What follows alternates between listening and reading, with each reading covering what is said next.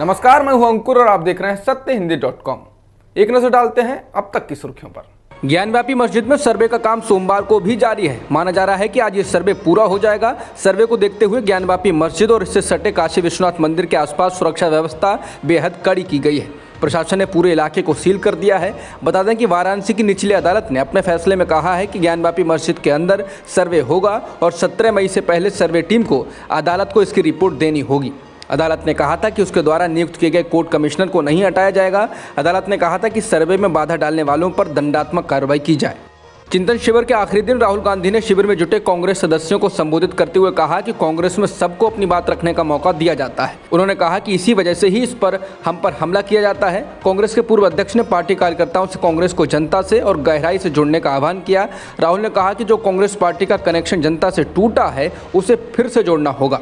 उन्होंने पार्टी सदस्यों को संबोधित करते हुए कहा, हमें ये स्वीकार करना होगा कि जनता से हमारे संबंध टूट गए हैं। लोग जानते हैं कि कांग्रेस ही देश को आगे बढ़ा सकती है। उन्होंने कहा कि जनता ये समझती है कि कांग्रेस ही है जो देश को आगे ले जा सकती है। कांग्रेस पार्टी ने फैसला लिया है कि पूरी की पूरी पार्टी अक्टूबर से जनता के बीच जाएगी। उन्होंने जोर देकर कहा कि लोगों से दोबारा जुड़ने का कोई शॉर्टकट नहीं है, पार्टी को इसके लिए पसीना बहाना पड़ेगा। उन्होंने पार्टी कार्यकर्ताओं और नेताओं से अपील की कि वो किसानों और मजदूरों के बीच सिर्फ 1 या 2 दिन नहीं बल्कि महीनों बिताएं। राहुल ने कहा कि पार्टी जनता से जुड़ने का अभियान अक्टूबर से शुरू करेगी। उन्होंने पार्टी सदस्यों को आश्वासन दिया कि वो उनके साथ मिलकर भाजपा के खिलाफ खुद लड़ेंगे। राहुल ने कहा कि मैं कभी भ्रष्ट नहीं रहा, मैंने कोई पैसा नहीं लिया और इसीलिए मैं डरता नहीं हूँ। राजस्थान के उदयपुर में 3 दिनों के चिंतन के आखिरी दिन रविवार को कांग्रेस अध्यक्ष सोनिया गांधी ने पार्टी सदस्यों में उत्साह भरने की कोशिश की। उन्होंने पार्टी सदस्यों को संबोधित करते हुए कहा कि हम जीतेंगे। उन्होंने इस वाक्य को कई बार दोहराया। इसके साथ ही उन्होंने पार्टी को फिर से सक्रिय करने के प्रयास के तौर पर कश्मीर से कन्याकुमारी तक भारत जोड़ो यात्रा शुरू करने की घोषणा की। उन्होंने कहा कि गांधी जयंती यानी 2 अक्टूबर से ये यात्रा शुरू होगी। सोनिया ने अपने संबोधन में कहा कि कांग्रेस के युवा कार्यकर्ताओं से लेकर वरिष्ठ नेता तक इस यात्रा में शामिल होंगे। उन्होंने कहा ये यात्रा सामाजिक सौहार्द को बढ़ाएगी और ये यात्रा भारत के संविधान के संरक्षण करने में मदद करेगी। इसके साथ ही कांग्रेस अध्यक्ष ने कांग्रेस यात्रा के साथ हर जिले में जग जागरण अभियान की भी घोषणा की और कहा यह जन जागरण अभियान 15 जून से शुरू होगा। उन्होंने कहा कि जन जागरण अभियान के जरिए हम महंगाई और बेरोजगारी के मुद्दे पर जनता को जागरूक करेंगे।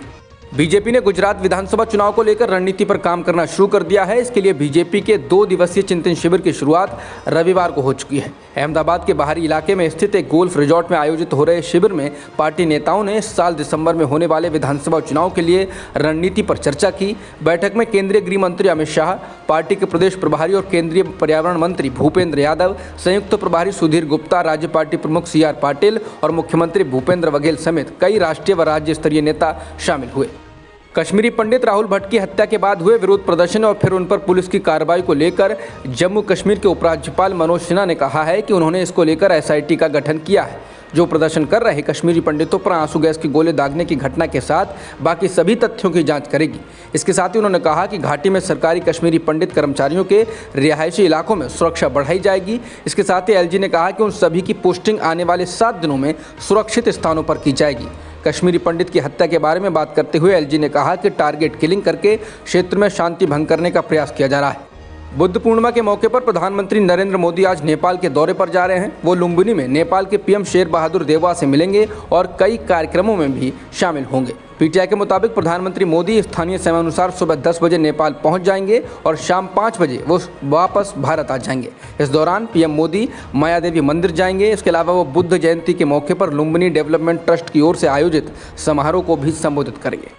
अडानी ग्रुप ने अब स्विट्जरलैंड के होलसिम ग्रुप से $10.5 बिलियन यानी कि 81,000 करोड़ रुपए में भारत का सीमेंट कारोबार खरीद लिया है। इस डील के बाद अडानी ग्रुप के पास अंबुजा और ACC सीमेंट का मालिकाना हक आ जाएगा। ऐसा इसलिए क्योंकि होलसिम ग्रुप की भारत की सबसे बड़ी सीमेंट कंपनियों में से एक अंबुजा सीमेंट में 63.19% हिस्सेदारी है, जबकि ACC सीमेंट में अंबुजा सीमेंट का 50.05% हिस्सा है। मतलब साफ है कि अंबुजा सीमेंट को खरीदने वाले के पास ACC सीमेंट पर हक हो जाएगा। बता दें इसको भारत के इंफ्रास्ट्रक्चर और मटेरियल सेक्टर में अब तक का सबसे बड़ा अधिग्रहण बताया जा रहा है।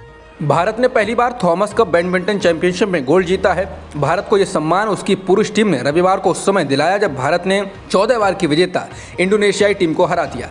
पहली बार फाइनल में पहुंचे भारत ने शानदार प्रदर्शन करते हुए इंडोनेशिया को 3-0 से हराकर पूरा इतिहास बदल दिया। 20 साल के लक्ष्य सेन ने टोक्यो ओलंपिक कांस्य पदक विजेता एंथनी गिटिंग को हराकर इसकी शुरुआत की थी। डबल्स स्टार सात्विक साईराज, रंकी रेड्डी और चिराग शेट्टी ने तब मोहम्मद एहसान और केविन संजय सुकामुल्जो को 18-21, 23-21, 21-19 से हराकर भारत को 2-0 की बढ़त दिलाई और अंत में किदाम्बी श्रीकांत ने जोनाथन क्रिस्टी को 21-15, 23-21 से हराकर भारत की ऐतिहासिक जीत पर मुहर लगा दी। अब तक की खबरों में इतना ही। बाकी खबरों के लिए बने रहिए सत्यहिंदी.com के साथ।